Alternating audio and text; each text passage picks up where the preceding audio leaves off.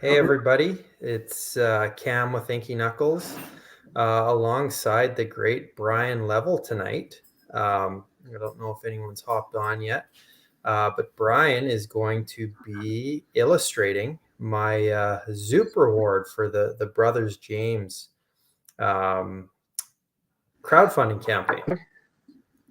How many of these did you get through the campaign? I think I did 8. Okay. So we'll see how it shakes out. I'm gonna try to make sure that I tend to get a little laggy because my video card is not ideal. So if I get broken up or something like that, that's because I have trash video card. Okay. Well, I always, anytime I get on with these, especially when it's someone's illustrating on the other end, I always feel bad because I just go through the link and it takes me. Then I just sit here and talk, whereas you guys have multiple camera setups and you're actually working while you're talking, and yeah, so. Yeah, No, all you gotta do is make sure you wind me up. I'll talk forever about whatever you want. So. Oh, it'll get started as soon as the. Well, I know some of the usual suspects kind of chimed in earlier on Instagram. I'm waiting for those jokers to show up here and start some inner comment shenanigans. But yeah, and I think by this point in time, people probably know what I likely requested. um, what was I gonna say? I said something on top of my head about the request. Oh, Jason Moore, how you doing, man? Oh, hey, Jason.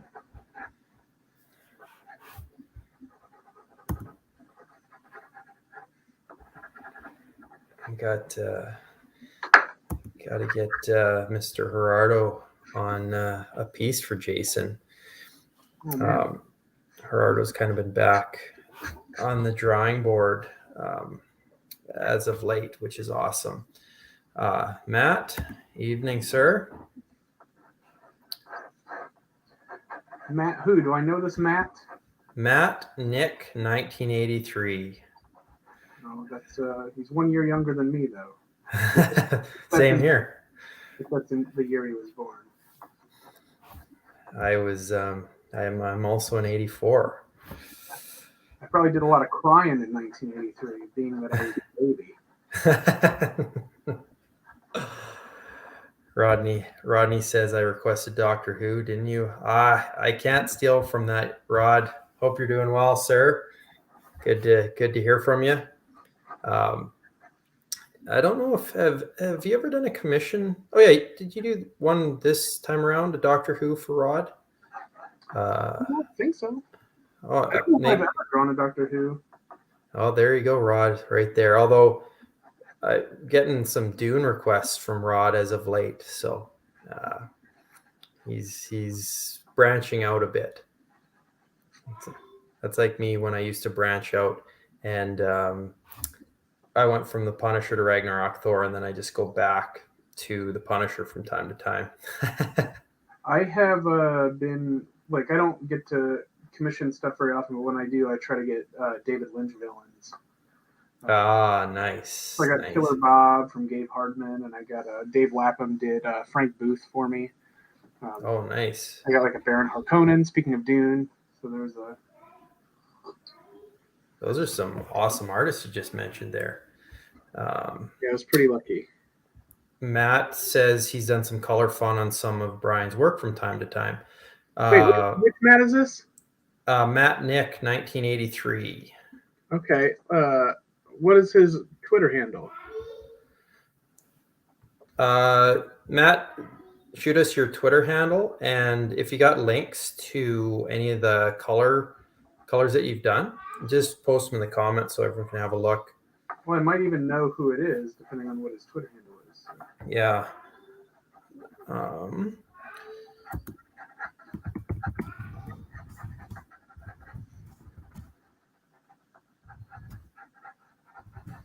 kind of going with more of an action pose on this cam. I hope that's cool. Yeah, no worries. I'm just going to mute for 1 sec. Not me. I'm gonna keep talking.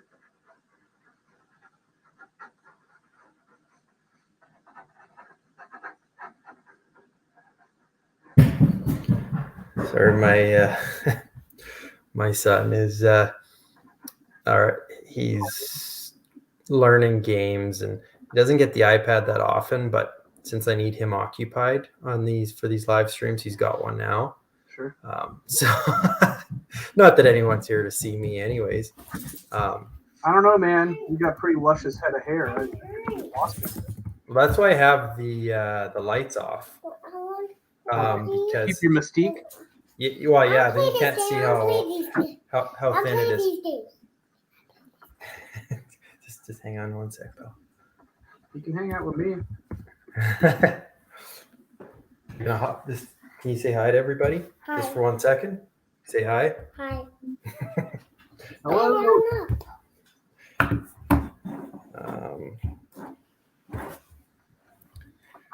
What do we do? Action pose. Well, with Ragnarok Thor, it's kind of I always find a lot of like the cool pieces are either some like killer action pose or some like very static pose. Yeah, I always feel like my like Can I press it now? I like drawing sort of like more That's what you have to do. like stoic stuff when I can, but I always feel like when I do a commission, like I don't, my compositional stuff I don't think is as strong in a like I'm gonna kind of like Oh, Daddy. I have to really know the character's vibe to really sell that. I feel like if I don't know who they are, like I really struggle with that like static pose. Yeah, I always your stuff is so dynamic typically that I just when I think of your work, I always think of motion and movement and action. Which Not to say that I think is interesting because it's like I feel like I really aim for that, especially in commissions and stuff. But it is such a far cry from like if you read like my self-published stuff is like very moody and like quiet, a lot of times. oh yeah. It's kind of funny how that works. Is there any character you haven't got commissioned yet that you're dying to draw? I'm trying to think if there's like Spawn. I don't think I've ever been commissioned to draw, and I would crush that. I would love to draw Spawn. Well, pretty much any like Spawn or Haunt, like any of those crazy, like Darkness. A lot of those sort of characters. I feel like my sensibilities are kind of like I study a lot of those type of like artists. Yeah. So that type of thing like appeals to me. It's so weird that you haven't been commissioned for that. Well, I wonder. It's kind of like Deadpool too, right? Like I feel like a lot of the people, like I don't see a ton of Deadpool commissions, but I know Deadpool has a ton of fans. Like same thing goes for Spawn. I feel like I don't see a lot of Spawn commissions, but I know Spawn has a ton of fans. So I wonder if there's like a demographic thing there. Yeah, that's kind of a good point. A monster truck. And I think a lot of the there's still a pretty big divide between just readers and mostly art collectors. Mm-hmm. So I think because even with selling pages and things, and you have this hyper popular book sometimes, even if it's like big two or smaller publisher book that's super popular and rave reviews, but sometimes people don't even, the original art just doesn't necessarily have a crazy market because the people reading it aren't into art yet kind of thing. And some never do, but there is that kind of standard trend, not transition, but that evolution where you read comics, collect original art. A lot of guys I know who collect art, and I'm sure the guys in the viewing right now have probably gone through that or know a lot of guys like that as well. It's always an interesting evolution of the collector, but it's also I still find it very interesting too how there still is that pretty big divide between people that just read comics and people that mostly collect art. Mm-hmm. But Yeah, I mean, I have original art, and I like to get original art when I can, but I'm definitely more of like a comics reader. I don't know if it's just because I grew like I just don't I anything over $40, like I just kind of like start to grit my teeth. Like it's like poor kid brain, like growing up that way. Yeah, I don't spend more than $40, or else you're gonna be in trouble. Like not literally from anybody, like I could, but no, I know what you mean. I remember my first con. I think I spent $100, and even then I was stretched at the time. I'm like, oof, I don't know if I can afford that. And then you look at it now, and you go to these shows, and it's just like $100 doesn't get you very far at a convention these days.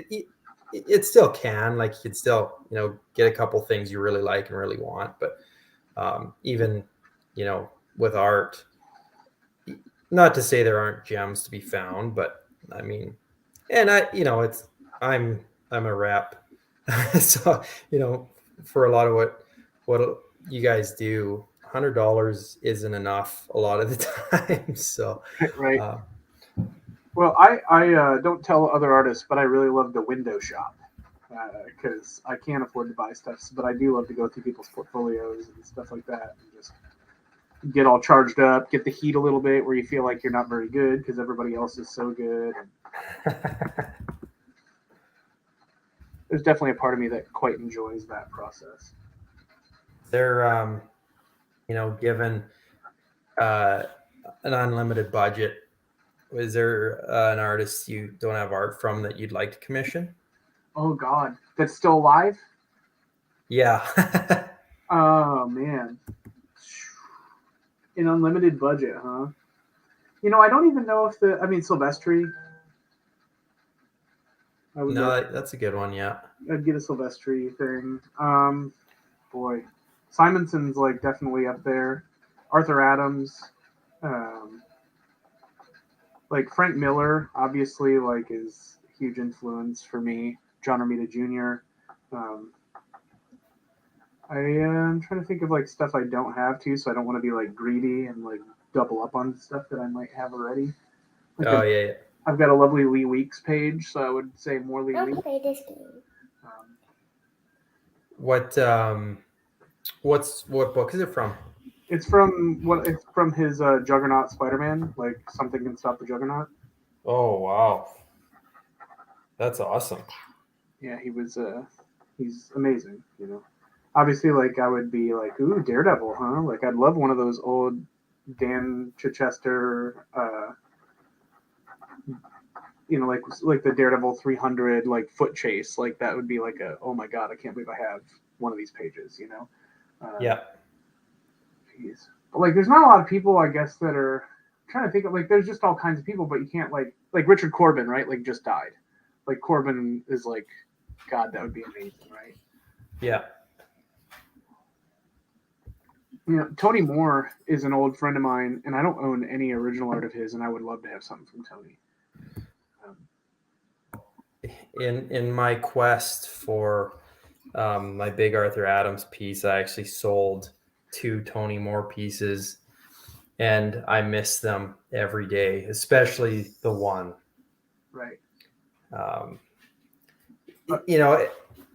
in the art world, and he's a guy I don't know. It's not that you forget about him, but man, is he good? He's unbelievable.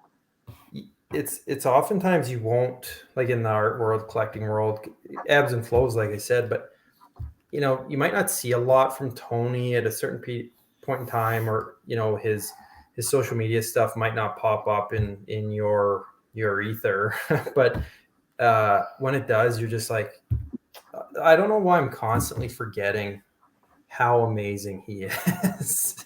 Yeah, he's special. Like real special. And just a good ass dude too, like to boot. Like such a good guy. He's always gone to bat for me. Lovely guy. Yeah, I've only met him at a few shows, but he's always been awesome. Um, Oh, you know, another one I would love to get, but I don't really know if this is like I've never seen a commission that he's done is Greg Hale. Like Greg Hale. he primarily, I don't know if he's ever done interiors, um, like his covers. Like he did a ton of Vertigo covers back in the day. Uh, Greg Hale. I'm just gonna do a quick search here. Just going back to what Rod had said earlier, his first commission cost him $40. $40 in 2012. Octavio says Tony Moore was my first paid commission, $40 for a zombie headshot. holy shit! I've told this story a few times, but I got a Daniel Warren Johnson 9x12 like full figure, full background cover commission from Punisher for $30. I want to say that was like 2014. I got a couple pieces from Dan. He's so talented.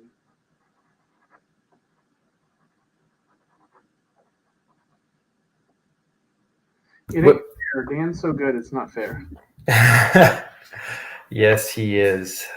Well, you know, he's tackling books. Like obviously, he's doing a lot of his own stuff, but you know, seeing him on Beta Ray Bill and Wonder Woman, you know, he's I don't know whether he's campaigning for that stuff or editorial. You know, I'm not behind the scenes, but it seems like those are really cool, interesting fits for him, even when he's not doing his own thing. Yep, he's very much like a virtuoso. Just kind of has his own language. When he went from like I said, that was I don't know, maybe it was before that, but I think it was 2014, and I just kind of stumbled across his work on like I don't know, a site or his Tumblr or what it was, but it was his $30 commissions. I'm like, this is insane, because even at that point in time, like $30 commissions for what that was pretty wild. Oh, and Rod says Corbin's wife's been selling pieces ever so often for the last couple years, so they're out there occasionally. Yeah, one of my buddies, he's a client of mine too. His name's John. He's like pretty in touch with like he's kind of been in touch with them for years. So like, yeah, like I know that like he kind of gets some inside scoop stuff periodically. So I should kind of tell him to. Yeah, that's awesome. One of my old art rep, Craig. You know, you met Craig. He's such a great guy. Yeah. I know he scored like scored sounds so like I guess like ghoulish in reference to people dying, but like he was gifted a really special like thing from like the Wrightson people. Wow. It wasn't even a piece of art. I'm not at liberty to like really talk about it. Like it's really cool. Crazy like when you have to clear out like someone who is an artist for their whole life. And I can't imagine like what that's. I could not imagine my wife having to go through all this shit. What's anybody gonna want? You know. Pardon my French with your guy there. Oh no, he can't hear me. Okay, cool. I'm gonna cuss it up then. Oh yeah. Feel free. We've got a bunch of delinquents on the chat anyway, so they probably prefer it. Yeah. Well, I'm a tattooer, so it gets pretty sailory in the tattoo shop. Did you tattoo anyone today? No, I did not. I did yesterday. Not today though. Today I was sawing up boards all morning, trying to get my office in the basement mobile. Ah, gotcha. Not as a guy who's not real good at sawing up boards. It was an experience to say the least. Oh, is that? Yeah, that's. Cool enough. So you're build. What are you What are you trying to build? I had to like build up some like I'm building kind of like countertops. Like I had to rip down some plywood and Oh yeah, like because I wanted to have like counter space that like, went around like an L shape around the outside of the walls of the room down there, and I had to like build braces and uh, stuff to hold it, all that stuff. Because I'm not like putting cabinets on the ground and it's a whole ordeal. So yeah. it's pretty cool when you just want to go to work, but you have to learn a new trade all the time. That's pretty cool. Well, you're kind of mastering a few different trades these days. Well, mastering I think is a bit of a stretch of anything that I do, but thank you. Do you find like obviously different tools, different medium, but are you when you're going back between a day of tattooing and then the next day you're tackling a commission or drawing comics, is it do you ever find it challenging or a pretty seamless transition? Yeah, well, so they're just so different. Like Yeah. that, like to me, like there's not a like you don't really pivot. Like I guess maybe you do. I don't know what the term is. Like it's not like a like there's no like slight shift. It's like very dramatic. Like Okay. the way I approach tattoo, it's kind of like the it's like like from going to the grocery store to going to the DMV. Like it's just a completely different experience. So like they don't relate to each other at all for me. Okay, that's interesting. It makes sense, but yeah, that's interesting. Um, I know I'm surprised it made any sense what I just said, but like I feel like yeah, like when going to the tattoo shop, it's very much like customer. I hate to say customer service because I think that actually diminishes what the way that we feel about it. yeah, But it's like you're in there helping someone be expressive in very tight confines of a medium that has a lot of limitations, and right. those limitations actually make for a really awesome product. But like when I'm doing comics, it's like those I'm just kind of trying to be expressive. Commissions, I'm like, okay, like what do people like about my stuff? So how do I come at that? So like those are all different jobs to me. Right. No, that's very interesting. Um, yeah, to to tackle Daddy, both look what I got. at those levels. Maybe I'm gonna buy this car. Sorry, my little guy's Being trying to adorable.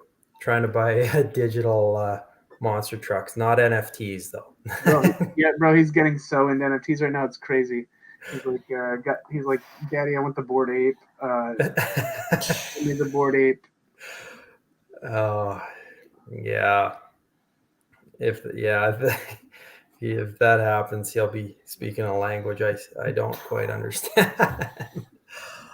uh, but yeah, it's interesting with tattoos because I found when I first started collecting, I was getting tattooed quite often, and I'd always kind of bounce back and forth because I could only really afford to do so much of each at any point in time. Uh, but yeah, and just always really found the creative process interesting with tattoo artists as well, and how things are different. Just with yourself, obviously, having a lot of success as a sequential storyteller in comic books and that whole industry. Um, and obviously the same thing with tattoos, but like I I've been with tattoo artists before who, you know, don't like hardly spend any time drawing outside of designing the tattoos and stuff like that, but really don't spend any other time on a different medium. And hyper talented, crazy world class tattoo artists. It's just yeah, that creative process. I think sometimes if we're really far removed from whatever art it is, you kind of have this presumption that everyone kind of thinks the same. Sure. But the variety is always really interesting to me. Well, in tattooing, I think too, like whether or not anybody likes it, like the reality of tattooing is that hyper originality is not very welcome. And in fact can be a hindrance to the product. Right. You know, like it's such an ancient art form, like whether or not anybody likes it to hear it, like the Japanese pretty much perfected it like 600 years ago. You know what I mean? Yeah. Like it doesn't really get much better than that as far as what tattooing does really well.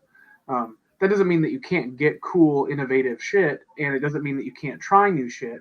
But like, it never really has the power or function or like just kind of like wow factor. I think a lot of times that like stuff that's kind of steeped in a little more. I don't want to say tradition, but like what traditionally has been done before, which is like lots of like black up against pretty mid to bright colors, or just black and like there's just something about like that combination that like will make everybody take a step back Yeah. a little more than like there's like and I don't mean that to like diminish those people that do really painterly hyper illustrated stuff. Like there's a lot of technical proficiency there, but I think it does lose a little bit of the spirit of what the medium does really well, right?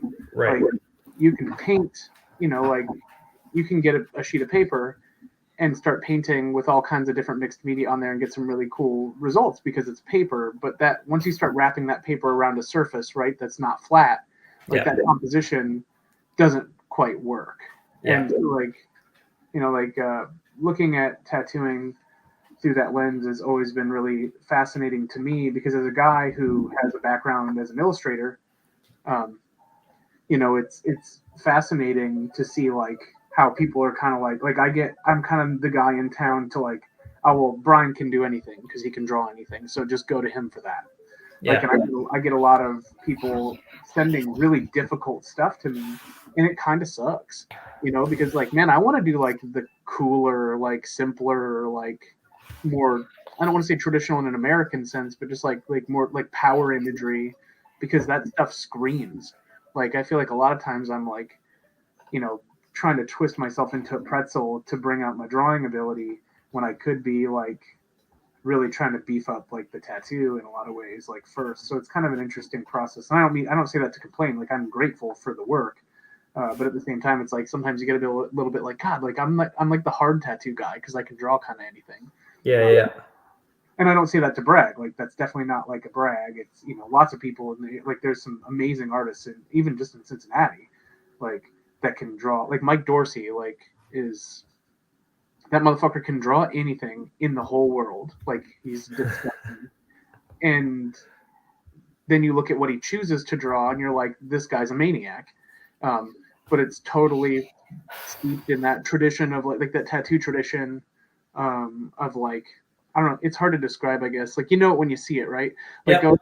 I always kind of say like tattooing is as much of a genre as it is a medium.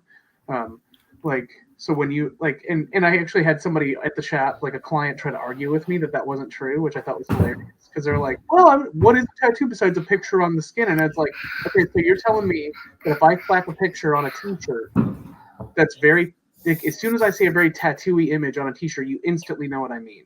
Yeah. That's 100%. Yeah. that's tattoo art. That's a genre. Like whether you like it or not, that's reality.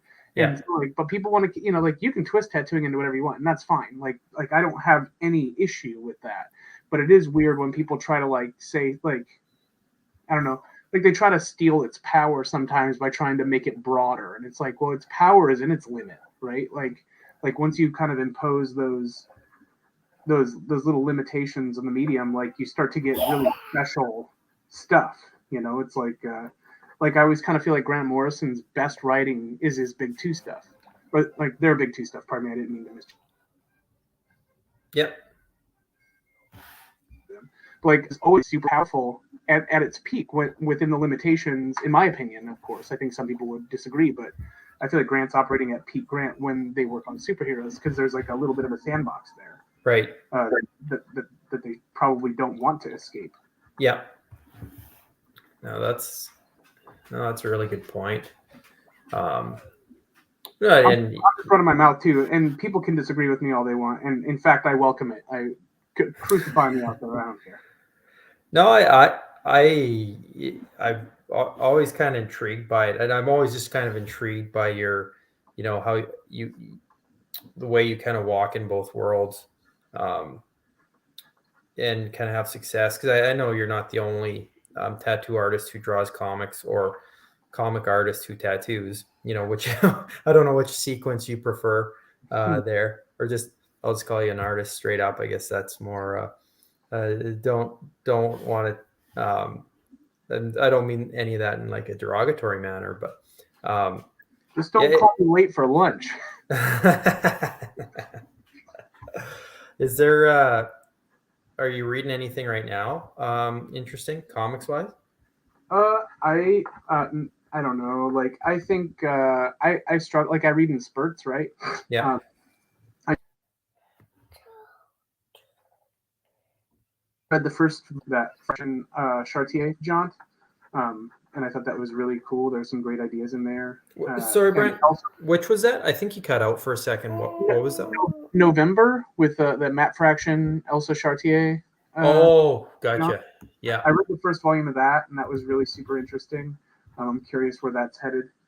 I'm reading Spawn, and a lot of those new Spawn titles.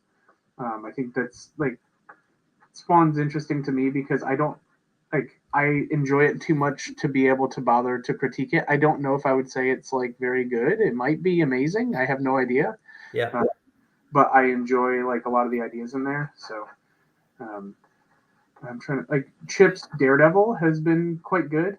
A lot of really good characterization and interesting ideas, really big ideas, which is cool. Yeah.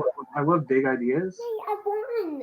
I would rather have a book loaded with big ideas and okay writing that like I don't know that like got my imagination running than I would have something that's got like super airtight writing on like small like sort of small concepts. I don't like for some, and I don't say that because that's bad or anything. It's just not for me. I'd rather have some batshit crazy and fail swinging than stuff that's super excellent and kind of small. And you know what? That's not even necessarily true because I do like a lot of slice of life stuff too. So I'm an idiot. I guess I'm thinking like genre stuff that we get on the like through the Diamond catalog or whatever. Yeah. Well, Kevin Castanero, the amazing Kevin Castanero, just hopped on and said, "Damn, that's a solid way to describe Spawn." Well, Spawn, I don't think has ever suffered from like being absolutely loaded with badass ideas. Like I think Todd leans with that first, which is like, well, what's something that makes me excited because it's cool, and instead of this is obviously me speculating, but it's like I don't think he just sits there and goes like, okay, this is cool. Now how do I make this work? I think he's just like, fuck this, I'm doing it. Like, and then he just does it. And sometimes it's not great, and sometimes it's amazing. But I'm always there for that. So would you say that in a sense, because I know before any of us are really that well versed in creators, you read the characters you like. You grow up reading Wolverine or Spawn or the Punisher or Batman or whatever. So is Spawn just one of those things that you're always going to read it just because of the character? No, yes, probably. Well, off and on, right? I'm not religious about any title except for Daredevil, Okay. which is hilarious to be religious about a religious character like that. But there is just something about that like I don't know how to quit that book. I will buy that book. Like it has me. Honestly, if it was absolutely terrible, like terrible, I wouldn't buy it. Like I would get so mad. Like there's no fucking way you're getting my money. Yeah. But it would have to be really bad. Oh, I've read some bad Daredevil comics and I kept reading them, but they weren't like so bad that I would quit throwing $3 at it or $4 at it or whatever. Yeah. No, well, that's interesting. And Chip's going to Batman right away too, right? Yeah, that's crazy. Him and Jorge Jimenez, I think. Jorge's real good, eh? Yeah. And I think I'm mostly certain he's all digital, isn't he? Yeah, I believe so. I mean, I don't, unless he's a fucking wizard, but I don't think he's a wizard. Yeah, because we're my WhatsApp one of my collecting WhatsApp groups, Octavio. I don't know if he's still on, but yeah, we were there was, I think, the proclamation in there that Jorge is probably the best, one of the best, straight up digital guys these days. Yeah, definitely. He just, he just draws really fun, awesome, badass stuff. Yeah, just Yeah. tremendous. Dan Mora is one of those people that like don't know if they're traditional or digital, but like neither would surprise me. Yeah. And if Dan Mora is digital, then I would also mark Dan Mora up there. Yeah. I'm always kind of blown away by his stuff. Yeah, him. Maybe, yeah, maybe because and sometimes I just get names confused, but I think it was is Otto Schmidt, another one that's Otto's maybe digital. digital. Yeah, and it's great for readers, but yeah, that art collecting brain of mine's like, oh, I wonder if these guys um, are digital or traditional. There's one more name I was thinking. And I can't recall if they are, and I'll just look it up here. Oh God, and he's always tweeting out just incredible stuff, and I swear it's got to be digital because uh, Is it the cat that does all those crazy gradients? I'm not sure.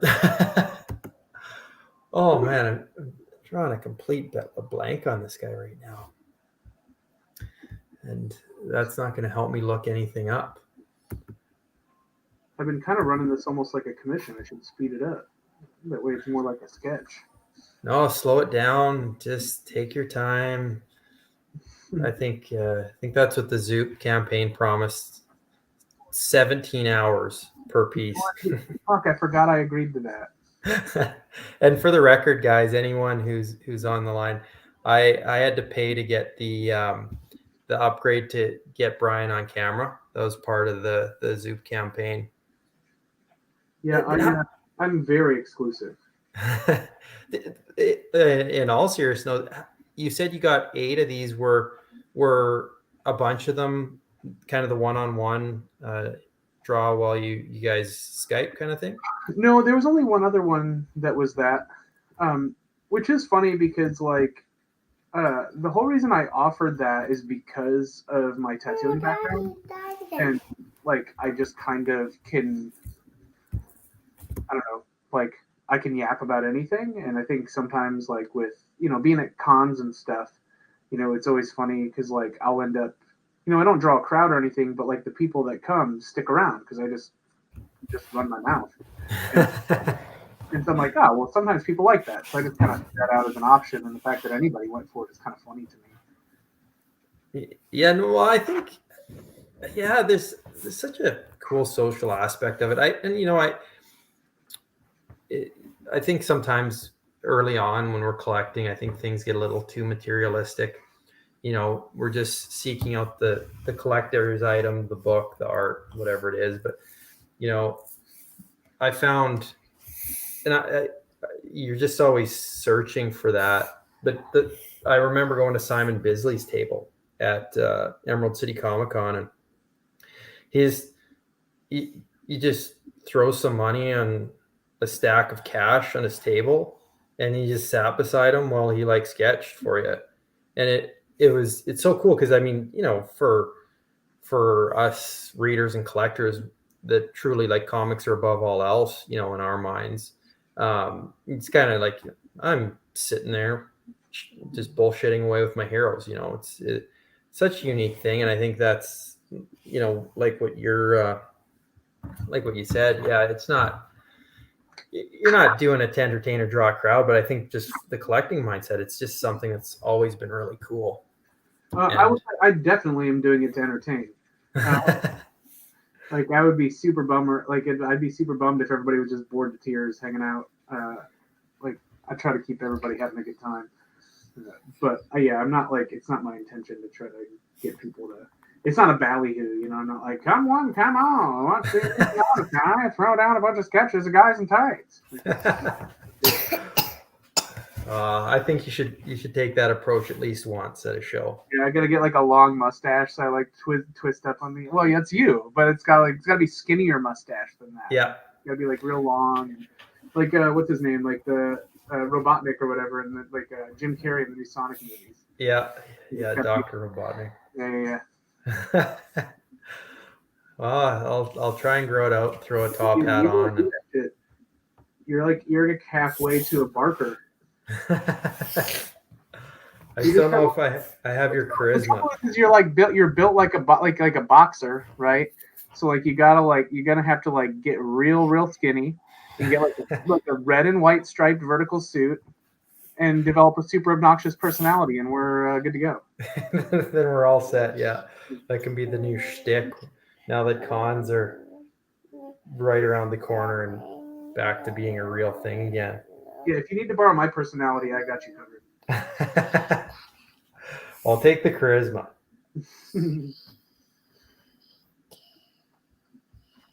Are you going to Heroes this year, Brian? Rod's just asking.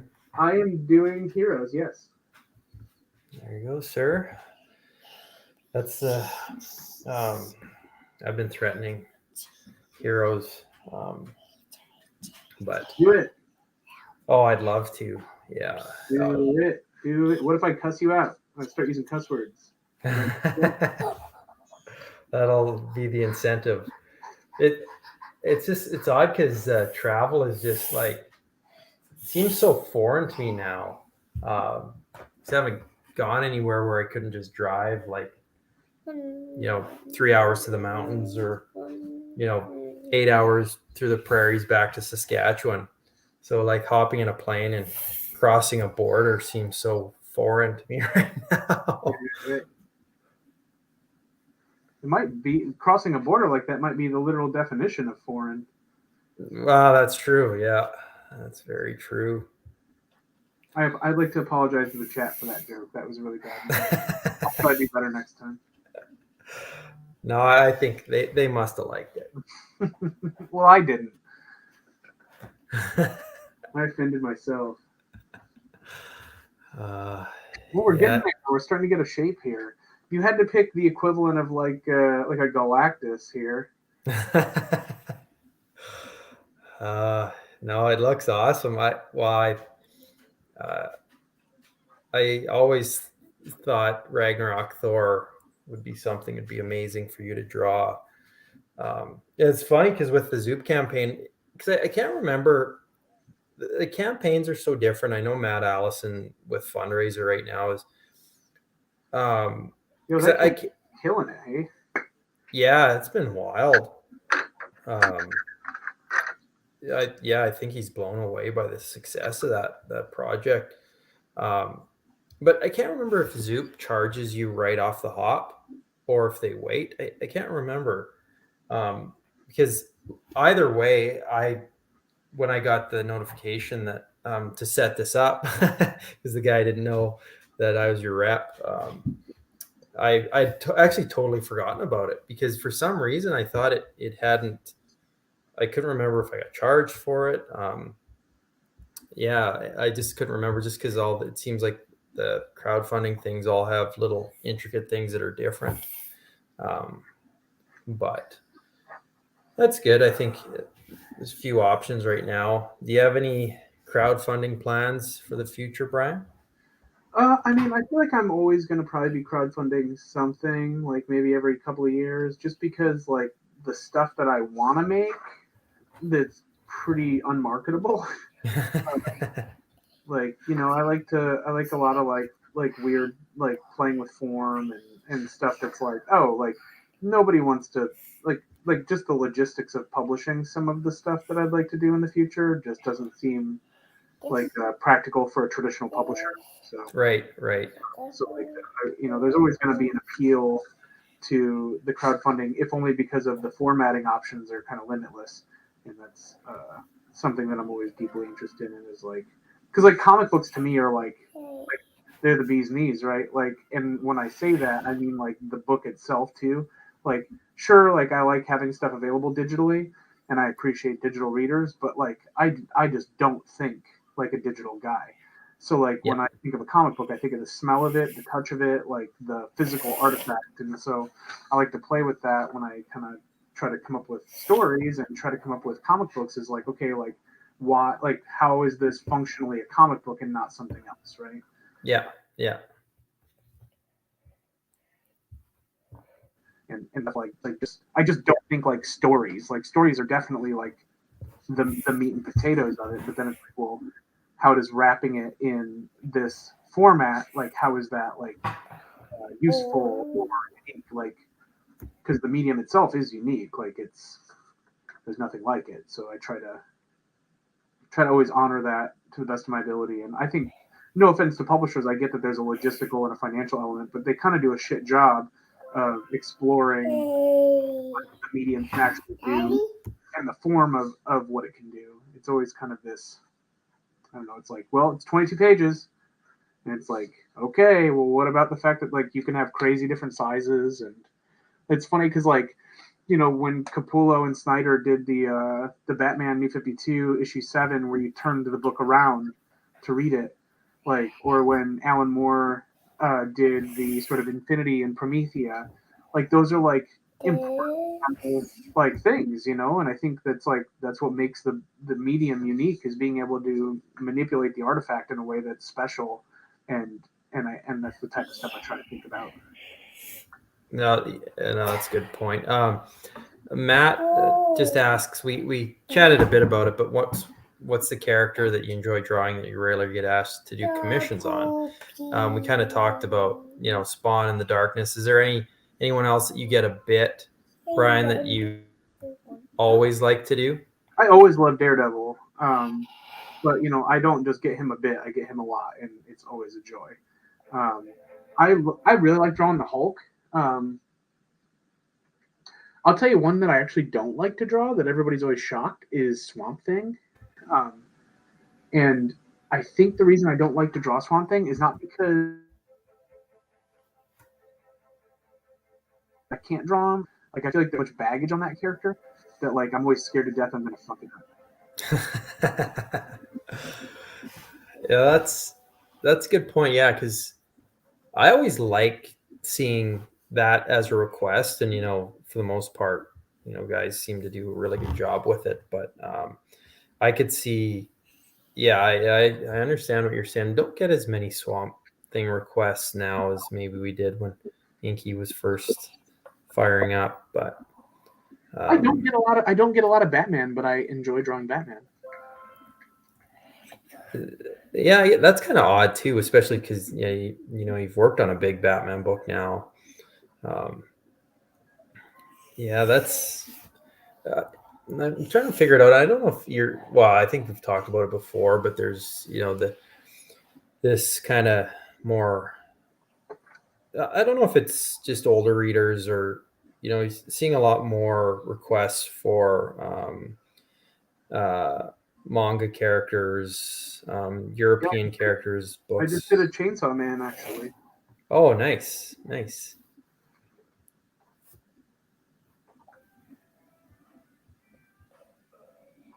Boy, my man has got a hell of a. His hammer's crazy.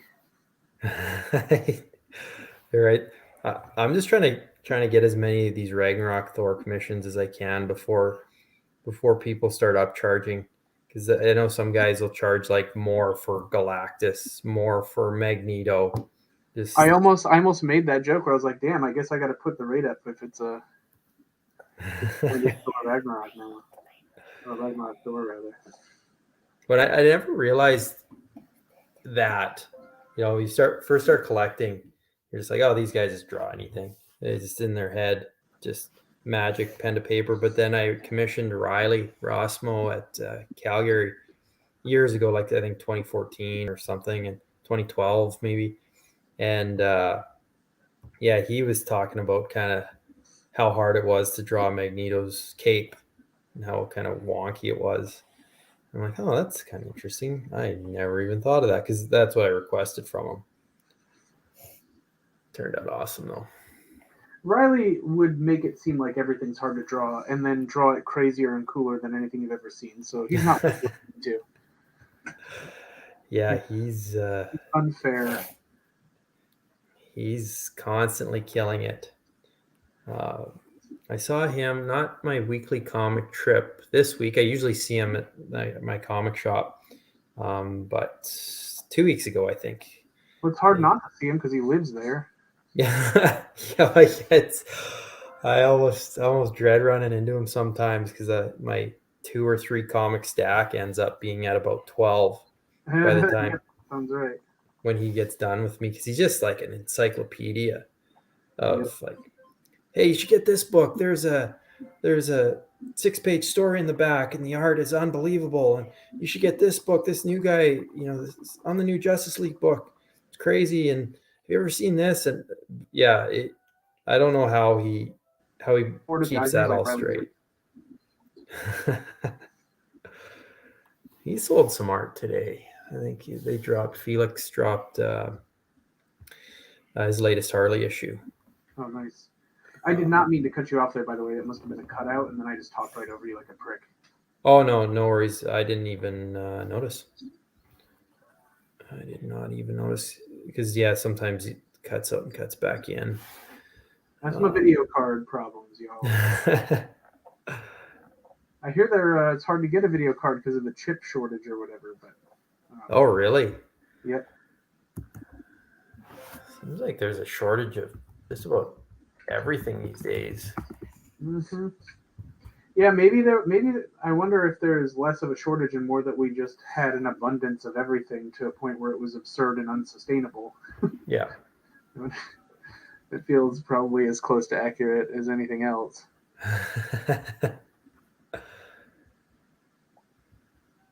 What do you mean I couldn't get whatever I wanted to eat, wherever I wanted to eat it, whenever, like at low cost? What do you mean I can't do that for the rest of my life?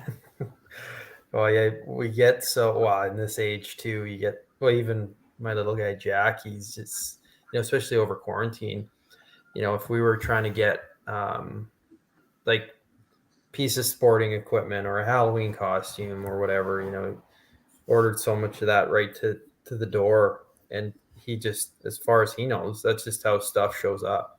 Right. Someone knocks at the door and he's like, oh, it must be something for me. There must be a magic package that's just sitting there for me. It's amazing. Rod said he had to bring a reference book when he commissioned JP Leon. Yeah, do you know? Speaking of original art, is Angel Medina still drawing stuff? That's a good question. Anyone in the chat knows? I was going back through a bunch of his stuff. He's just so fucking good. It's disgusting. Like that, like Spider-Man Feral stuff, and like just crazy how good he is. Yeah, I'm trying to. Just looking at Comic Art Tracker, there's some. I don't know if these are still available, but I don't know how. Some of this is kind of old. Some old Spawn stuff. Maybe Sam and Twitch, that'd be a good one to get. Like a request that you'd get, or just original from. Oh, I would love to request a Sam and Twitch from him. That'd be amazing. But no, his pages are so cool. Oh. Yeah, he's a name you don't hear as much these days. Well, I kind of feel like he draws ugly as shit, but like it's that, like that's the appeal to me, is like how dysmorphic and strange everything is. Yeah. So cool. Yeah, it makes for a really awesome read. I'm not as familiar, but it kind of sent me down a bit of a rabbit hole here.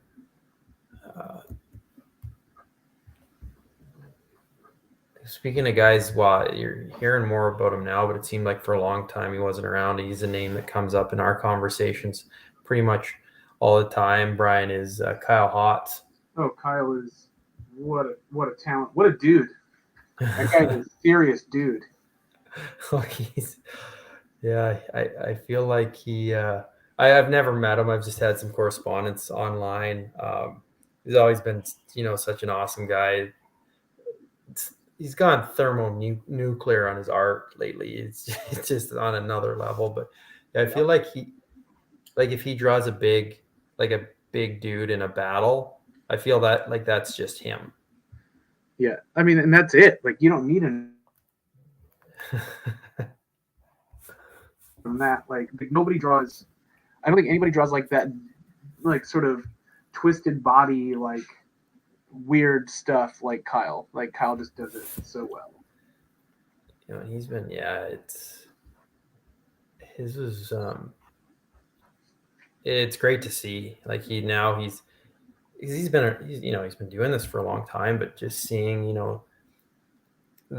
his commission lists fill up within minutes, and his every time he posts something, it's awesome to see because I always felt like he was very, very underrated, and then now like the stuff is just on an entirely different level. Yeah, couldn't happen to a better dude. Like he's such a nice guy. I keep threatening to hop on his commission list, but I'm always late to the game. Every time I see that something's opened up, it's filled.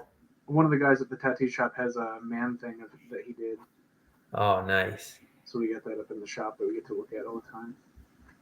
Is it something he got a while ago or more recently? He got it probably 6 years ago.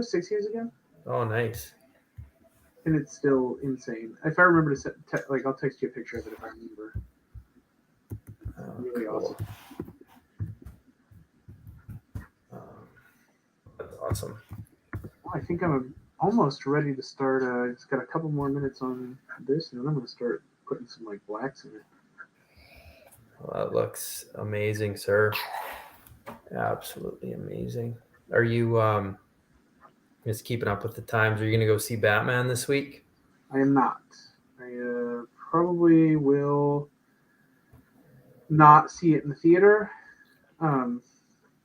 Not by I just have to be really choosy about when I go to the theater, and I think I used my last theater visit on Jackass for a while. So no regrets. It was great.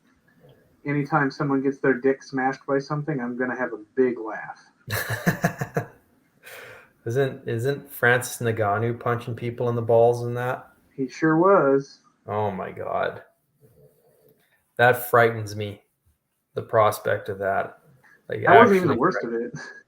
Oh man. Yeah, like that was the beginning of the ball trauma. That was not the end.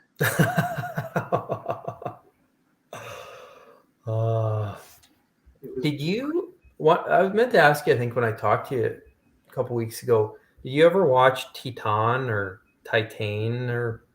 Are we going to start talking about this movie? What, bro? I'm like a wind-up toy. You want to start talking Titan?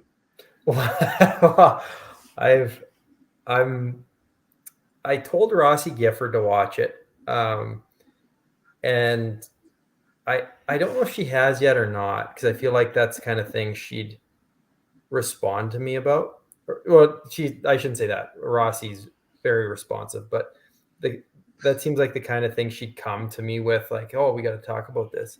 So I don't know if she's watched it, but outside of that, I hesitate to recommend it to people unless you're like a big time horror person, or I don't even know if it's a horror movie. It is, but it's like if you take a horror movie and then you take everything that you know about horror stories and you strip it out and you leave only the vibes, and then you just dump in completely other insane shit that's not horror, but keep the horror vibe. Then you get Titan. No. Well, Kevin says it fucking rocked, so that's I'm glad. And I forget that Kevin, he gives me some movie recommendations from time to time. He's always hit it out of the park. But yeah, Titan is just it's so hard to like. Well, now it's on Amazon. You don't have to buy it. It's on there for free now, or if you have the streaming. But It is the best comparison. The best comparison I can make to Titan is have you ever seen that movie Border? I think it might be from the Netherlands. Like it's this bizarre sort of genre mashup sort of thing, but it's just loaded with horror vibes, right? Like it just doesn't feel like right. And it's Swedish. Swedish, okay. Yeah. So like, and they're nothing alike. They don't have any of the same like story elements, but it's like go in blind and expect to get just rattled by something that you can't explain, you know. Well, that's good. I've never even heard of that. It critics seem to like it. The audience scores and everything are pretty good. Oh, it's incredible. Are you talking about Border? Yeah. Yeah, it's Yeah. a spectacular movie. No, I'll have to watch that. And just speaking of Titan, yeah, there's moments in that movie where like the cinematography and the music that's paired with it, and like there's truly like beautiful stuff in that, and like touching stuff in the midst of the most insane scenario that I don't even know how you come up with that scenario. I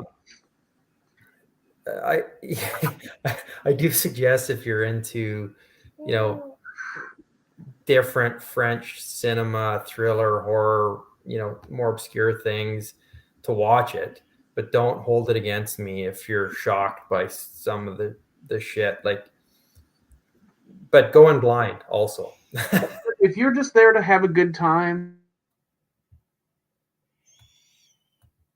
you're there to watch it. Like Julia Ducournau did not make a piece of entertainment. She made a piece of art. Yeah. And like you have to meet it on its terms, or else you're not going to appreciate it. That's 100% right. When I only watched Raw once. It's kind of a one and done thing. I really enjoyed it, but it's a hard watch. Yeah. So I haven't really got, well, mind you, Titan is too. But I felt Raw had like so many of those cringe moments that I loved it. But I'd maybe going back and watching it now after seeing Titan and just kind of drawing the parallels between the two and just seeing, what she does. Yeah, there's no one who makes movies like she does. Nope. It's incredible. Daddy, how we do this? I feel like her and Jennifer Kent are both producing this like really genuinely unique material, and and people are loving it that are meeting it where it's at, and the people that don't just want to take the piss on it, and I feel like they're really missing out. But who is that? Jennifer who, Brian? Jennifer Kent. Everybody kind of knows her from the Babadook. She made the Babadook. Oh, Kent. Sorry. Yeah. She made the Babadook, but she did a follow-up called The Nightingale that's just really special. Oh man, and it's The Nightingale film. It is also available on Amazon Prime without having to rent it. That's always a nice little touch. I have the Express VPN in Canada just because you do miss out on a lot of these streaming things, but that looks like one. Once again, like my recommendation is tempered because it's such a difficult picture. Right. It does not. It does not shy away from the ugliness, and like the themes that it covers in The Nightingale are extremely difficult. So, like a more challenging watch than say like Witch or even the Babadook, like significantly more challenging of a watch. I wouldn't suggest that it's more difficult than The Witch. I think The Witch is extremely layered. Yeah. But I would say, like, if we're looking at it up against like contemporary sort of, it's a period picture, right? So like, I'm trying to think of like period stuff that like, I don't know. It's just super dramatic, super horrific. Really, really like a lot of tenderness in there. It's just a very complicated human movie. it's not a fun picture at all. That Very sad. Kevin says the Nightingale wrecked him. Right? It's great though, right? Yeah, it said such a beautiful but gnarly movie. Mm-hmm. Yeah, that's wow. You guys are filling my watch list for the next month. I have to watch Escape from New York because I rented it last night and only got through a bit of it. I've never seen Escape from New York before. So What?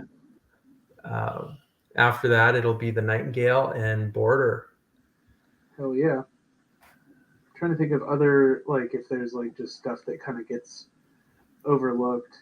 If we're talking about just punishing horror movies, I mean, Kill List is like one of the best of the last 20 years.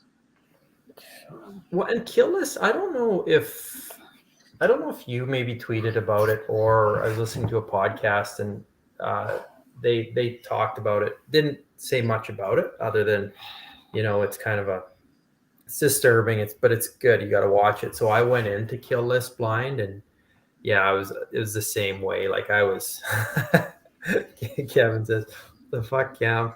I know. Sometimes I feel inauthentic. I feel like a poser because I love John Carpenter, and I haven't seen Escape from New York, which is just idiotic. And I watched The Fog in its entirety for the first time a couple weeks ago as well.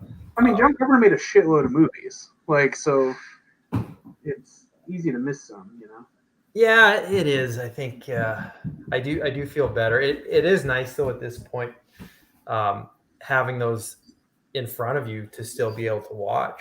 Yeah, but great. If you haven't seen Eyes of Laura Mars, that's an interesting watch. It's what's his name? Irvin Kershner, who directed Return of the Jedi, or not Return of the Jedi, but Empire Strikes Back. Directed this giallo that was written by John Carpenter, and really cool. It's like very disco slasher sort of, like they're like doing like an Italian. It felt like something like De Palma would have made or something, right? What did you say it was called? It's called Eyes of Laura Mars.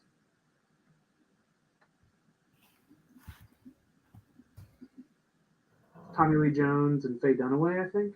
Oh yeah. Kevin says, or ever seen a field in England? That's one I feel gets overlooked. Have you ever seen that, Brian? Yeah, that's awesome.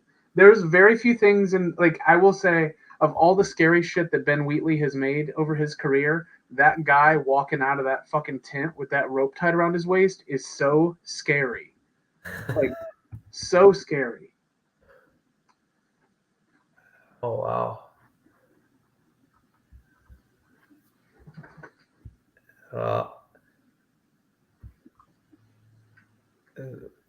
There's just something off about that movie. I really enjoy it. I really don't know how to feel about it outside of just enjoying it as a piece of art because it's so layered. It's 2013. Huh. There is, warning, there is a strobing sequence that's very long and very disorienting and probably would induce, some sort of episode if someone had a photosensitivity. Oh, shit. That's good to know. Rod says you can't watch everything. I finally watched Alien Trilogy last year, which is, like you said, it's kind of, it is awesome when people get to see these for the first time. Yep. There's nothing quite like it. As much as I kind of want to harass people like that, or I know I'm going to take heat over some of the things I haven't seen. Going into these classics it's such a joy to be able to see that for the first time. So I'm filled with envy. Yeah, it's the best. It's like hearing a band that you love. Like, you can't ever get back that first experience of like, whoa. Yeah.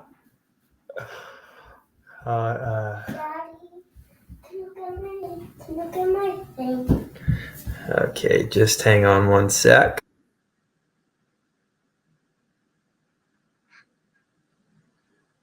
I feel like I should fill this dead air. The radio broadcaster in me is trying to come out and be like, "Well, folks. So anyway, I'm having technical difficulties."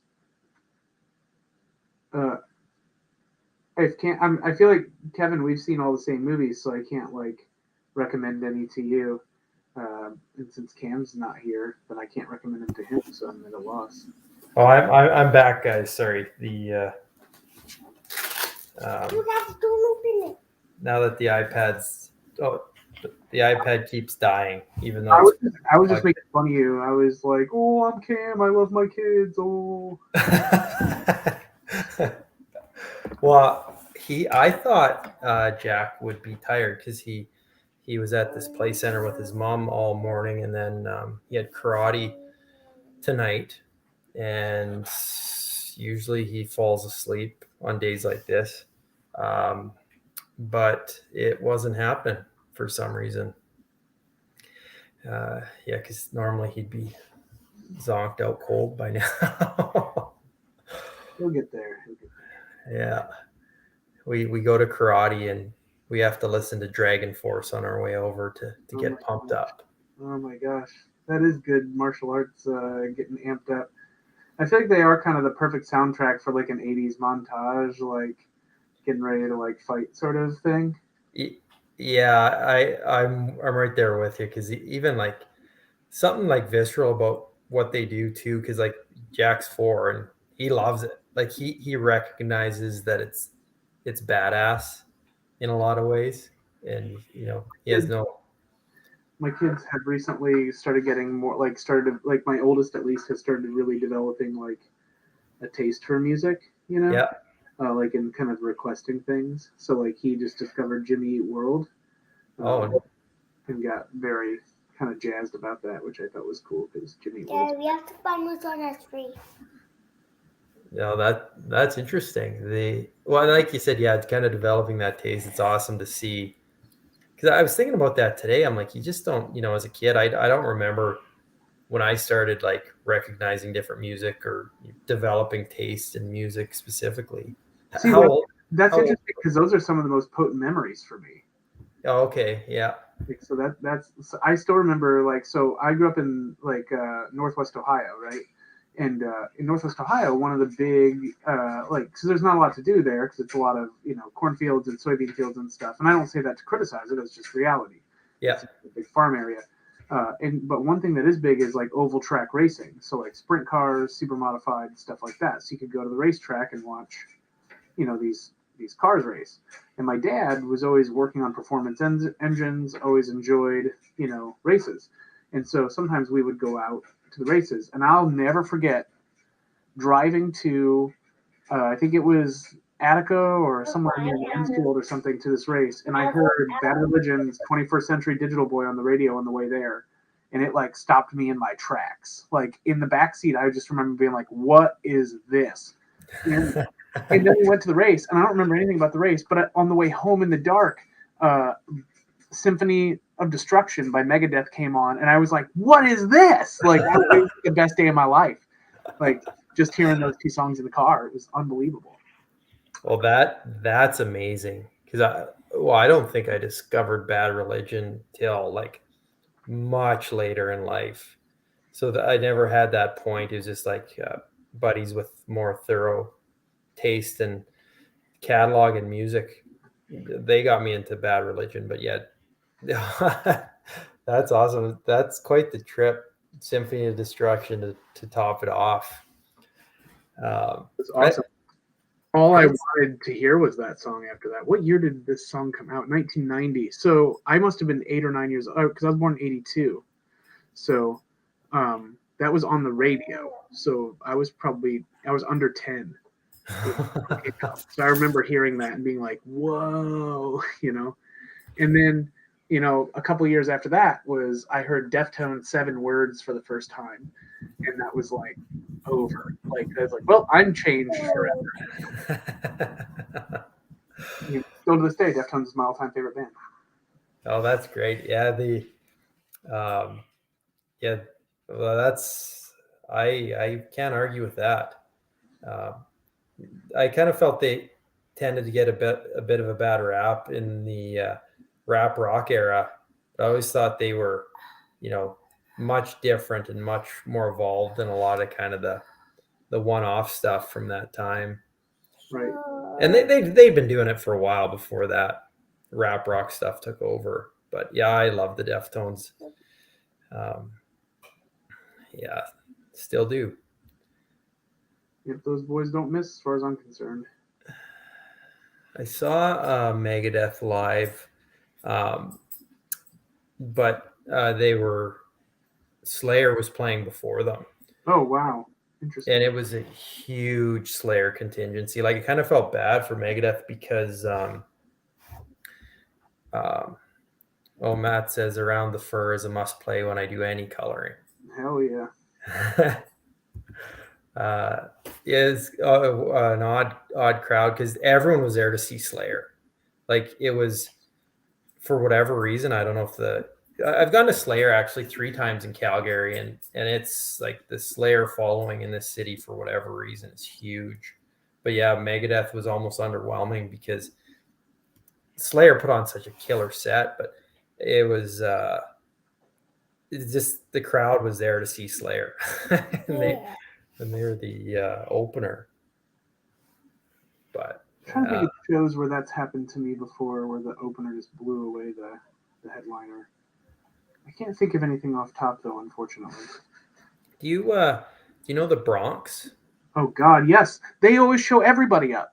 That is so funny that you said that because we went well, and Bad Religion still killed it, but they were in front of Bad Religion, and it was a small venue in Saskatoon, Saskatchewan, and way too many people in there, like it was crammed.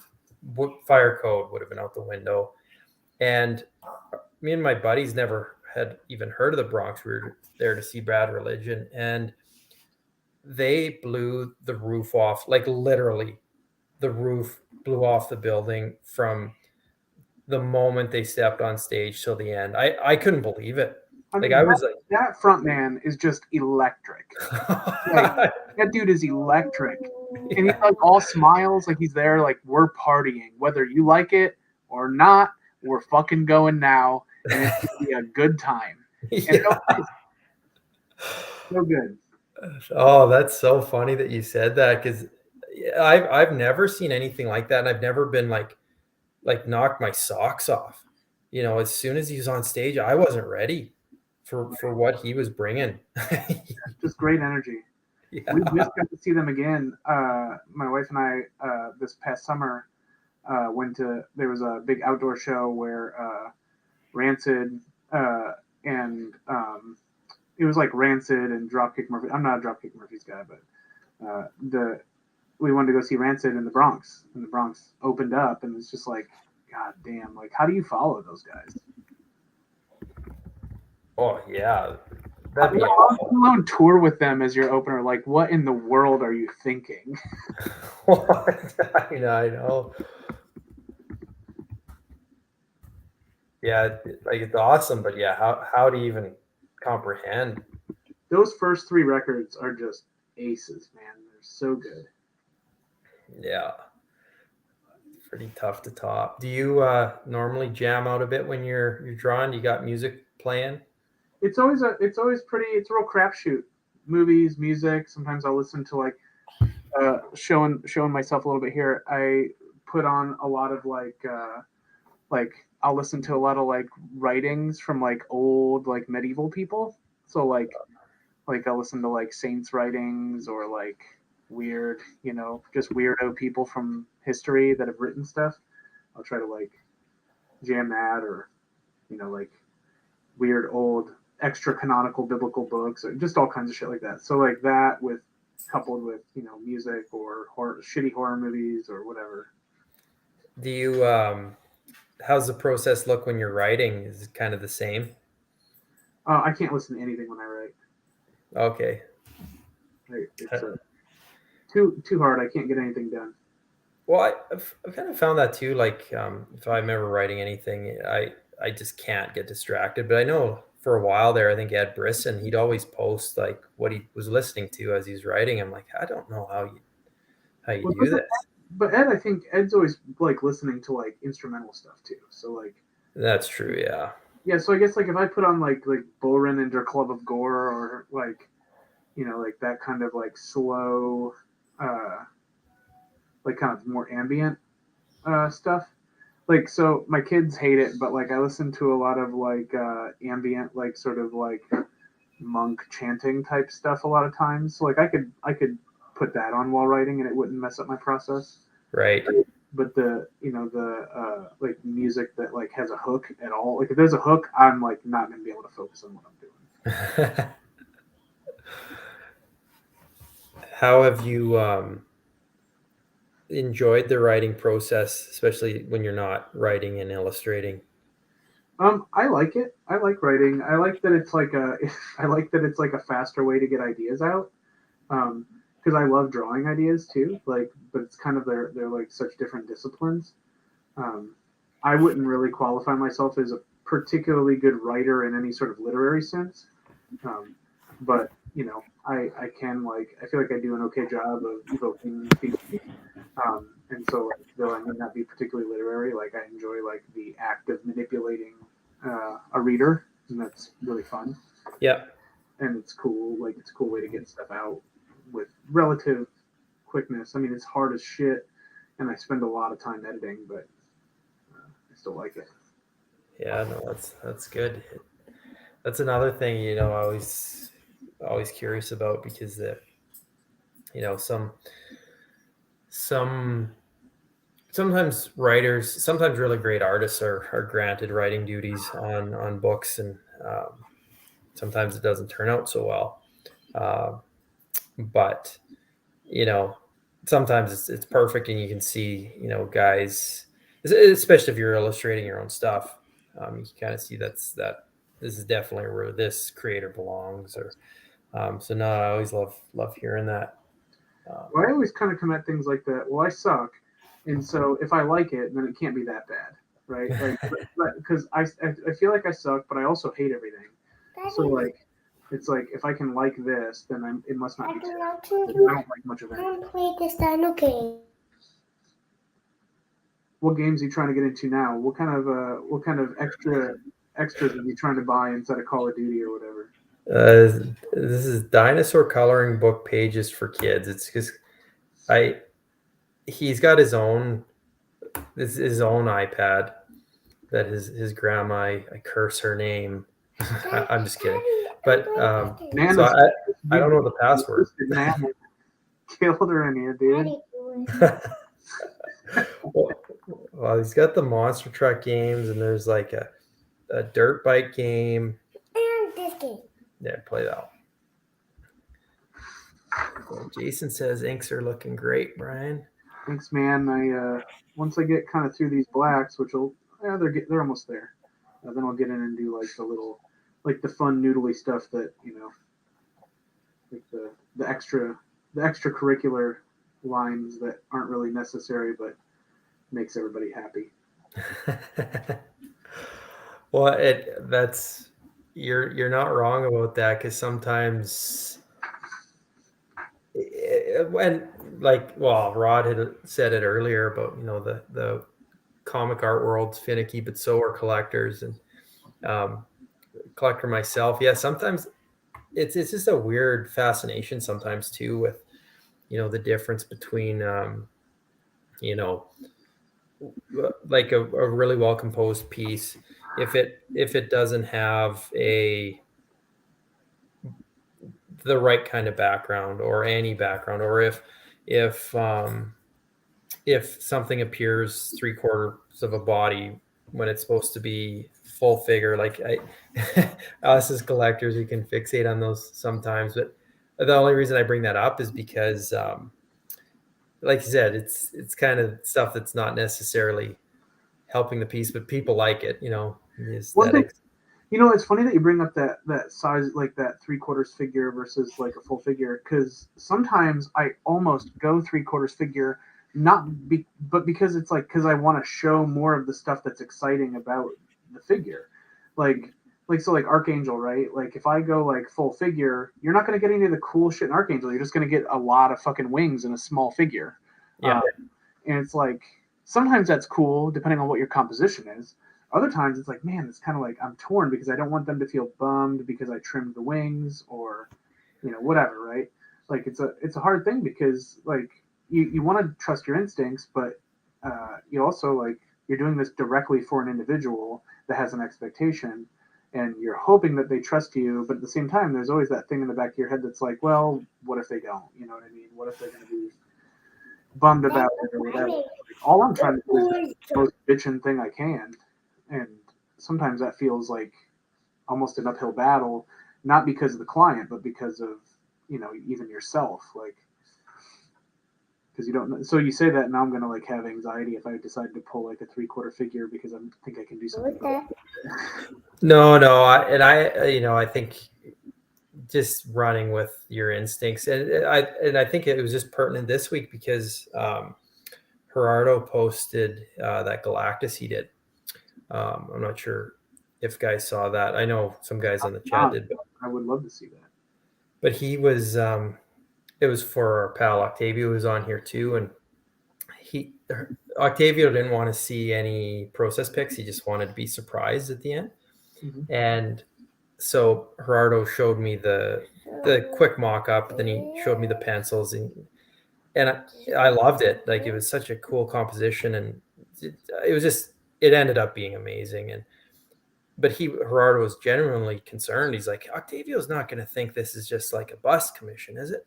I'm like, no, don't worry. But because he's trying to show the scale of Galactus in comparison to the Surfer, and it came out amazing. Like, it's absolutely incredible. But it's just, yeah, it's tough. And I say this all the time, and we said it with last when I was in the Comic Art live chat too. It's with you guys, you guys are trying to manage all these expectations, but also trying to put your absolute best foot forward. It's such a juggling act for you guys, but you're knocking it out of the park. So I'm kind of curious, how many collectors are in the chat right now, Ken? 5. Yeah. 5. So if I could like just ask them like directly, like if you're in that scenario, right, where you're like, oh man, like I feel like I could really rock and roll this. Like say it's like say someone wanted a Terminator, right? But then you're like, oh man, I could get like really in there, you know what I mean, and like get those cool details in the face and this, that, and the other. If I just got it a little closer. Like, is that one of those things where the collectors would almost prefer to be asked first if they were paying for, you know what I mean? Like, it's like if you're trimming like, like a quarter of the figure off, but you kind of get this cooler, like, is that something that's like, oh yeah, like 5 out of 5 guys think, yeah, cool, go for it? Or is it like half of y'all feel like, yeah, I'd like to at least someone to run it by me if I'm paying for that or whatever?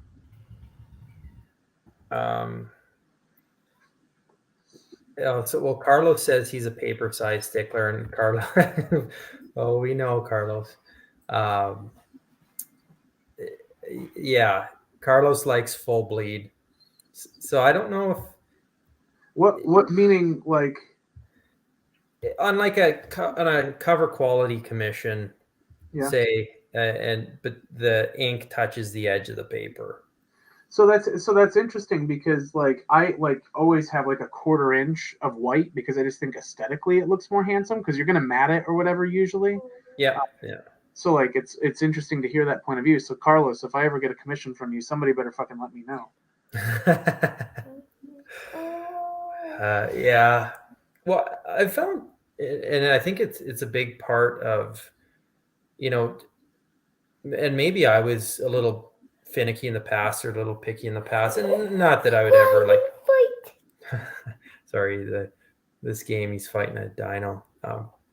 But I think seeing yourself and Gerardo both come to mind. It's just that figure, that big ominous like presence. I just really enjoy that, regardless of full figure, half figure, whatever you guys have to do to get that thing as big and ominous. And you guys always do that anyways, but that's something I've really, really grown to love, and you and Gerardo, and I'm not just trying to blow smoke, but you two are kind of at the forefront of that. Matt Allison's another one as well. There's an interesting thing with commissions for me because I love doing like women, like commissions of women, but I don't get a lot of them. Um, uh, but it's also I struggle a little bit because I'm so kind of like, people know me as being these big bombastic figures, and a lot of the reason that they're as bombastic as they are is because they're kind of crumpled up in places, so I can kind of fit more in, like the Ramita Jr. thing, right? Like where he'll crumple them into the page a little, so you can get the figure larger on the page. Yeah. And with women, it doesn't really like a lot of times when people commission women, they don't necessarily want them cheesecake, but they want to be able to like they want them to look like traditional superhero figures, right? And so like it's much harder to, unless you're doing like Tigra or somebody who like somebody who's like a fucking full, like Barda, or somebody where they're like just full on like power, right? Like She-Hulk. Usually there's a feminine like there's just something more slender, and like you need more room, like more vertical or horizontal room to sell those shapes. So I do wonder if like part of the reason I don't get as many commissions is because they're slightly less impressive when I do them, because I think I maybe struggle to like hit my strengths at those smaller sized figures on like a 9x12 or something.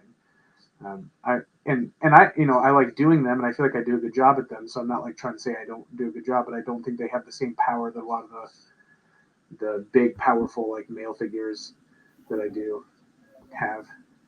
Right.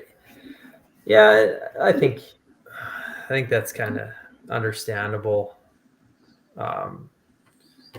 Yeah, we're kind of a finicky lot, and we go in waves too. With Well, so and also, like, I'm not saying that as an indictment of collectors, though. I'm just no. thinking about myself.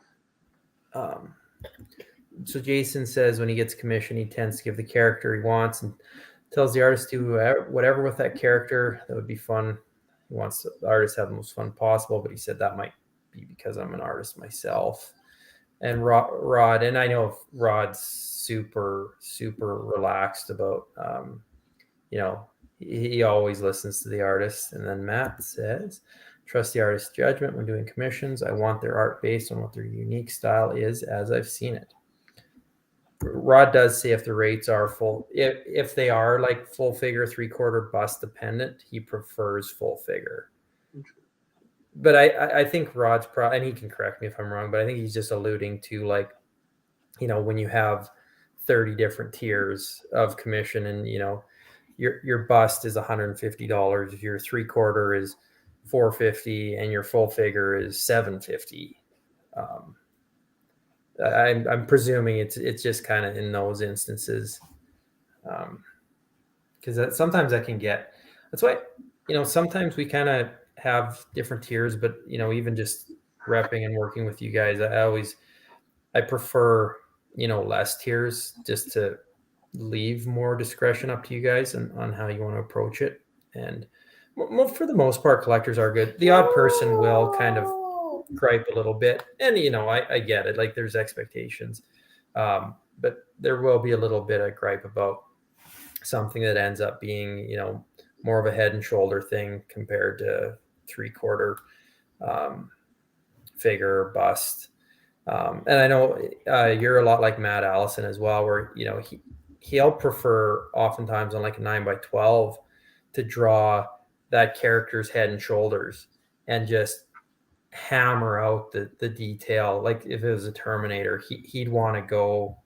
I don't want to necessarily speak for him, but just historically, like he wants to draw the wiring in Terminator's head and wants to just go crazy with it. Whereas if you push that character back, he doesn't really get to do all that cool stuff. Right. And I think like for what he does, like that's half the appeal, right? Yeah. Like it's like anything that Troy does. Like let Troy get up on it, Yeah. That dude is gonna really make something special when he gets up on it. I mean, he's gonna make something special no matter what. Who am I kidding? But I just mean like that's his style is so like I don't know, given toward those like nuances and details and stuff. Yeah. Yeah. And and I think we kind of over time, I think us as collectors, we kind of get trained too. You know, I think the transparency in that conversation is always good because sometimes as collectors we don't ask. We're too afraid to ask if we're new to it. But I think that transparency in just the collecting thing, and even just like asking that question um, is always good. But I talk about I got a Dave Johnson Punisher once, and I over editorialized the request, and he kind of just did something else. He just went with it, and it's one of the best pieces I own. So ever since then, I've just really dialed back what I ask for. I knew I shouldn't have asked for something that specific before, anyways. He's a freak, so like I also like feel like that's you can't like I feel like Dave Johnson is such a uniquely, I don't know, he's special. Oh, big time. Yeah, yeah. Well, I think I left it with a caveat, or kind of whatever Dave wants to do, and then he did this crazy Punisher, like painted it, like washes, and um, I even think the paper size. I think it was supposed to be an 11 by 17. I think he did I think it was 11 by 14, Daddy. and the image was like kind of like smaller on the page, like it had that border around it. But like I said, it's one of my favorite pieces, and I wouldn't trade it for anything. So that's a valuable lesson to learn. But sometimes too, like I was on Clay Mann's list for a long time, and I got some commissions from him, and they were taking a long time. And it almost felt with Clay that you had to be specific with like hyper specific with him. He almost kind of alluded to that, kind of in what you wanted. I don't know if he was just if that was the case, but he was kind of felt like the reverse almost.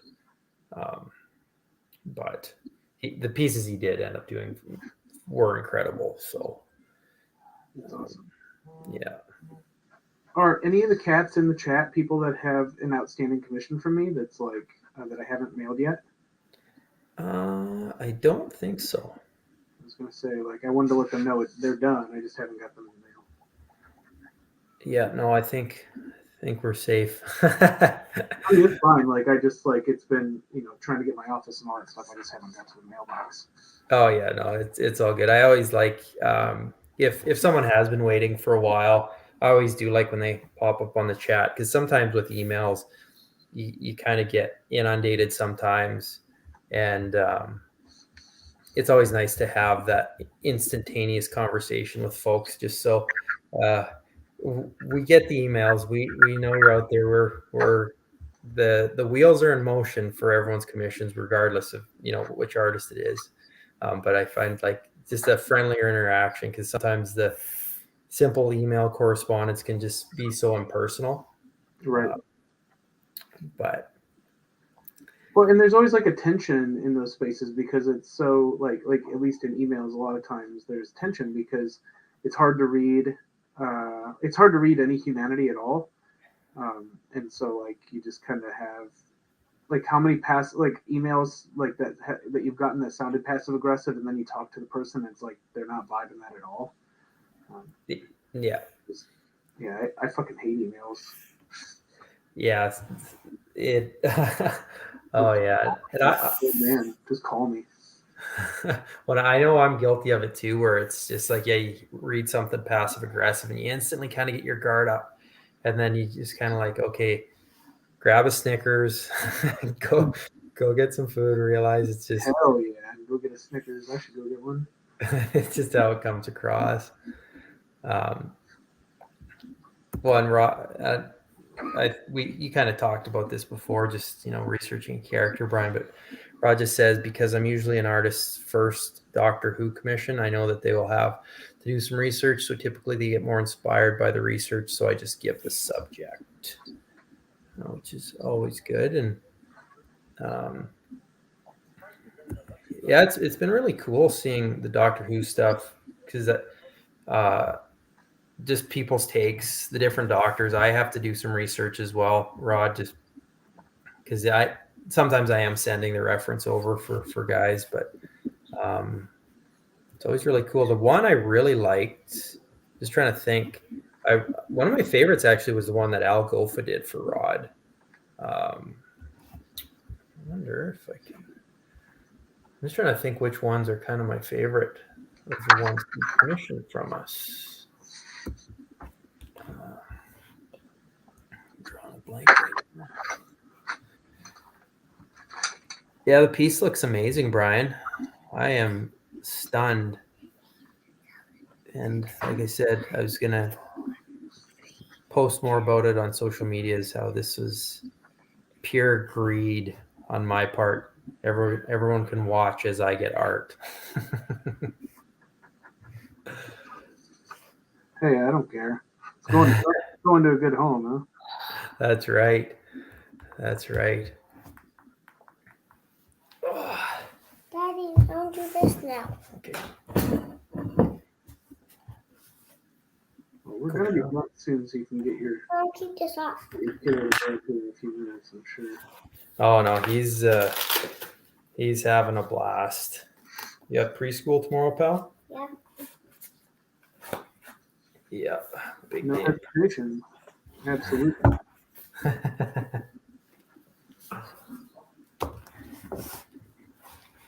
Carlos is asking if you started that today. Yeah, Carlos, he started this as soon. There wasn't any pencil on the page before we hopped on the stream, was there, Brian? No, I started as soon as the stream started. I started it. We started, well, I guess 7:30 my time, and Brian got the reference for it at about 7:00.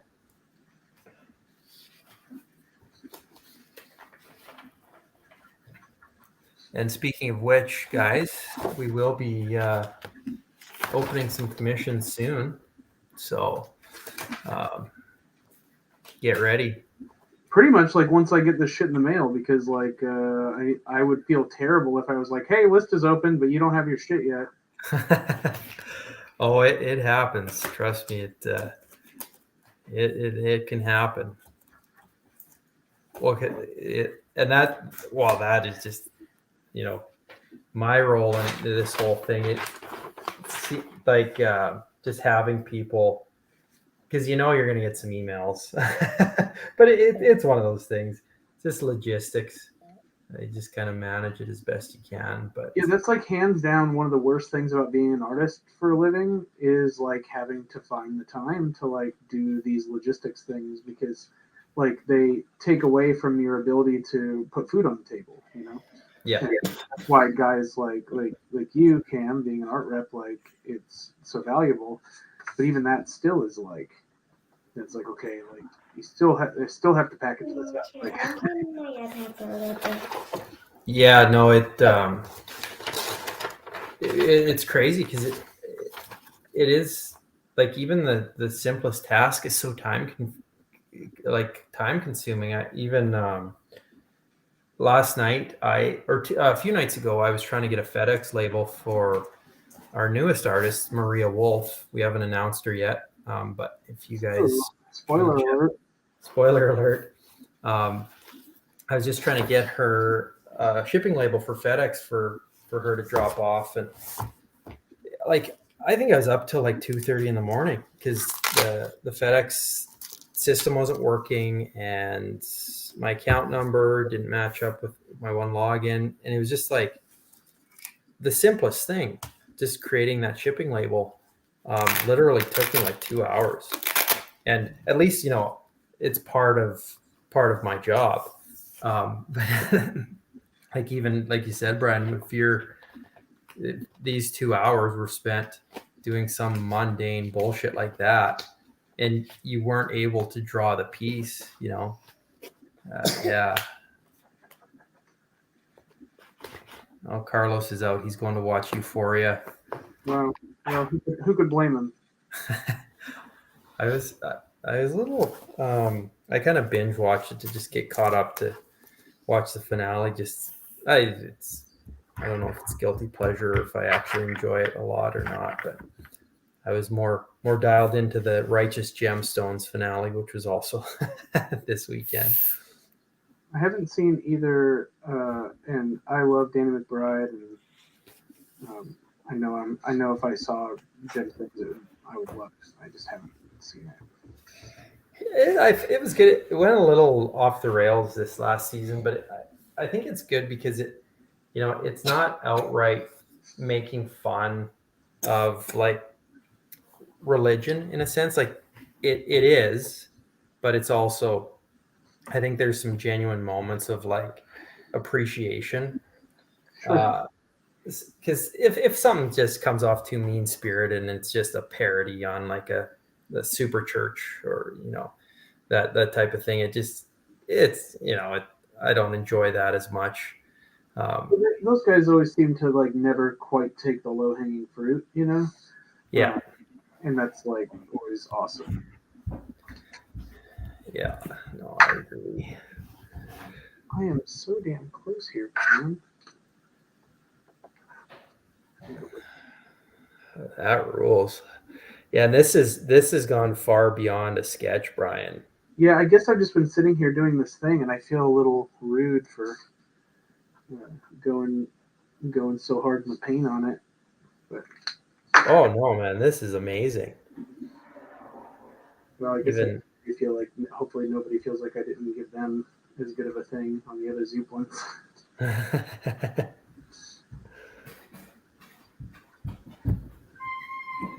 yeah, this will go right up on the Ragnarok Thor wall. This will go right up on the eBay account. Yeah, just Selling personalize it right to eBay. Yeah. Yeah. Thanks for the commission, eBay customer. Well, that was actually something that was, and maybe I just haven't noticed it as much because commission rates and everything have gone up quite a bit. So there's not maybe as much of a fear, but that used to be Tony's thing. He everything was personalized no matter what. But in saying that, his the Punisher one he did for me, I don't know if he just didn't have room to personalize it or what, but at least that was a big thing for a while just to dissuade flipping and stuff really quickly. But I think now rates are getting more reasonable in the sense that it's harder to flip for a profit and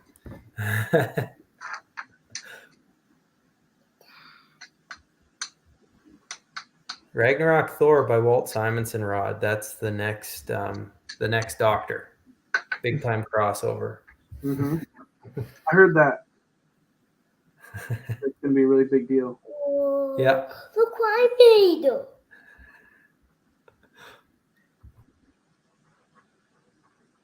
Green diner. I did never make that. Have you? I guess you probably haven't read Rag Thor, have you, Brian? I haven't. I've almost read it many a times, but I just never got around to it. Yeah. Well, I was in love with the character before it even partook in the books. It's definitely my favorite design of the past. I don't know how long. Yeah, I'm trying to think of like the last comic book character design that I was like, whoa, yes. And I haven't really seen anything. I mean, comic characters, there's a lot of them, right? But I guess like superheroes. Yeah, something that it's kind of came down the pipe. I think you're seeing those variations, like kind of what Stagman did with Venom, with the wings and stuff like that. That's always cool. It seems like the Spider characters, the variations, because even like Spider Gwen when she first came out, and then Miles. I feel like those they hit those designs. They knocked those out of the park. Yeah, that's true. Even though it's derivative. I don't say that in a bad way, but I mean, there is a foundation there. But yeah, a new character design like straight from scratch. Yeah, there's not really been a ton, has there? No, not that I can think of. Yeah, I'm drawing complete blanks. So what's the next show you're going to, Brian? Is it Heroes, or do you have anything planned before then? When's Heroes? Um, see if Rod can tell us before I can.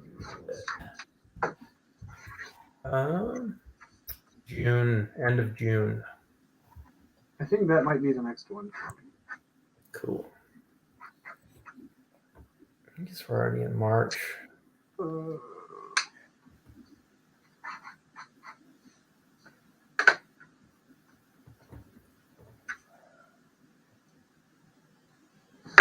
I think we're there. I just gotta like fill this last little bit of black in. Oh, look what I made. Rod, are you setting up any already in the process of trying to set up pieces for there? I don't know if I've ever talked to you about that. If you're kind of an at show guy, I know you get a lot of commissions, studio commissions, at home commissions, but just yeah, curious, Rod, if you get a lot of at show pieces, and if you're going full Jason Wood on this show. I am going to hold this up to the camera here, just that way. It's like, Oh, that rules. Oh, let me know. ba-ba-ba. There's You, holy shit. pretty cool. That turned out awesome, Brian. Thanks, man. I didn't know if you could top that Beta Ray Bill, but you might just have done so. Well, thank you. That's very kind. I really like that Beta Ray Bill, so I'm flattered that you like this as well. Yeah, I had a bit of a fixation on that Beta Ray Bill. I kept going back. I even used it for the post today too. Yeah, I love that piece. Oh man, I can't believe how awesome this is.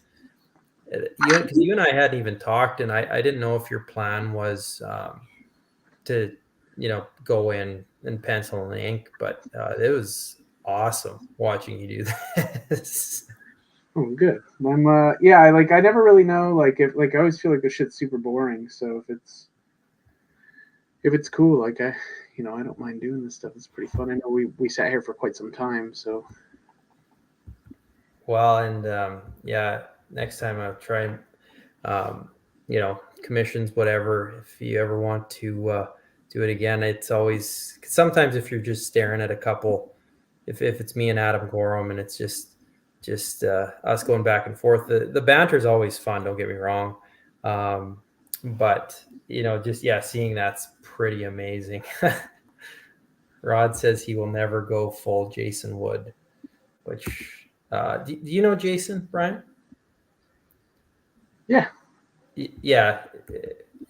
The number of commissions he gets at shows, it's incredible.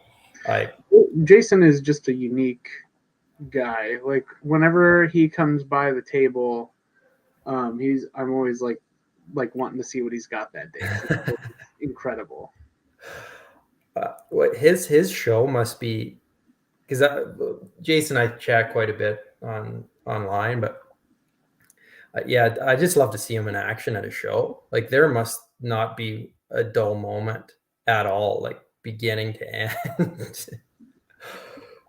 Oh man. No, that's amazing, Brian. Well, thank you very much. One, for doing the stream, and two, for delivering on an amazing piece of art.